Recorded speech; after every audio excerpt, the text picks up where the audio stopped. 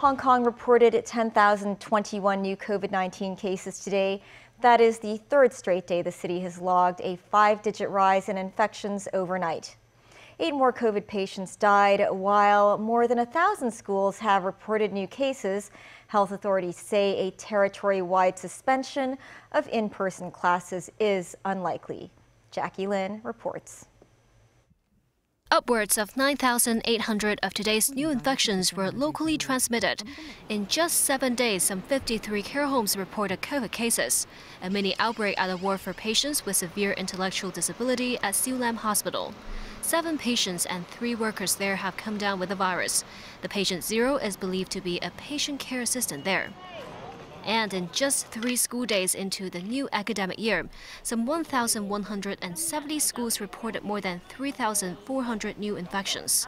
Health authorities say many are backlog cases from last Friday and over the weekend, and the influx of new infections is within expectations. We require RAT to be conducted every morning, but this is not watertight. We can't rule out that some schools may have more cases involving different classes. We'll continue to conduct assessment on these individual schools to see whether the whole school should be suspended. But a citywide suspension of in-person classes? The Center for Health Protection says that will be unlikely at this juncture, as face-to-face lessons remain an important aspect of students' learning. As schools resumed, some parents flagged the lack of clarity in guidelines for their reinfected child to participate in extracurricular activities. In this phone interview, Mrs. Lee says her 8-year-old son received 1 dose of vaccine and was COVID infected twice, and he is still barred from joining these activities at school.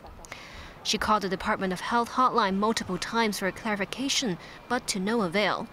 Only when she called the Education Bureau could she confirm that her son doesn't fulfill the 2-jab requirement for taking part in ECAs, despite having been reinfected with COVID.